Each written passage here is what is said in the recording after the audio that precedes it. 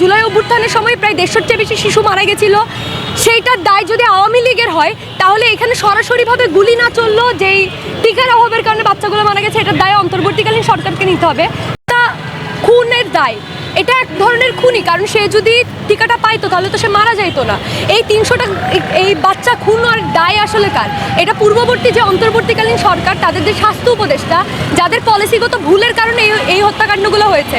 যেটা যে কোনো সরকার তার শাসনামলে যেই ধরনের পলিসিগুলো নেয় বা যেই ধরনের নিয়মগুলো মানুষের উপর চাপায় দেয়, এই পলিসিগত কারণে যদি কয়েক হাজার মানুষ মারা যায়, এরকম শত শত শিশু মারা যায়, এটার দায় কেন ওই সরকার নেবে না? এখন বিএনপি পিরিয়ডে যদি বিএনপি সরকার একই রকম ভুল করে বিভিন্ন ভুল পলিসির কারণে যদি 500-1000 করে মানুষ মারা যায় এবং পরবর্তী সরকার এসে যদি বলে সেটা বিএনপি করছে, তাহলে সেটার দায় হবে না।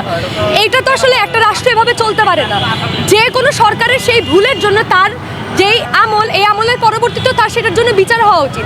এই 300টা খুনের দায় লীগের আমলে যেভাবে জুলাই অভ্যুত্থানের সময় প্রায় 150-র চেয়ে বেশি শিশু মারা গেছিল, সেইটার দায় যদি আওয়ামী লীগের হয় তাহলে এখানে সরাসরিভাবে গুলি না চললো যেই টিকার অভাবের কারণে বাচ্চাগুলো মারা গেছে, এটার দায় অন্তর্বর্তীকালীন সরকারকে নিতে হবে।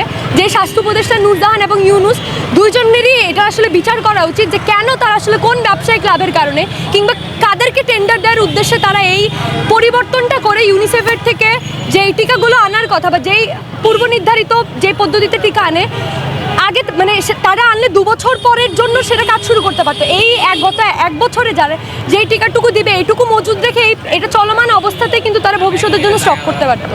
সেই ভবিষ্যতের জন্য মানে কোনো সুষ্ঠু পরিকল্পনা ছাড়া যেই 300টা শিশু মারা গেল, এদের মৃত্যুর দায় নূরজাহানের, এই সব মৃত্যুর দায় ইউনুসের, তাদেরকে এই মৃত্যুর দায় বিচার করতে হবে। এটাই আমাদের আজকে সমাবেশের দাবি।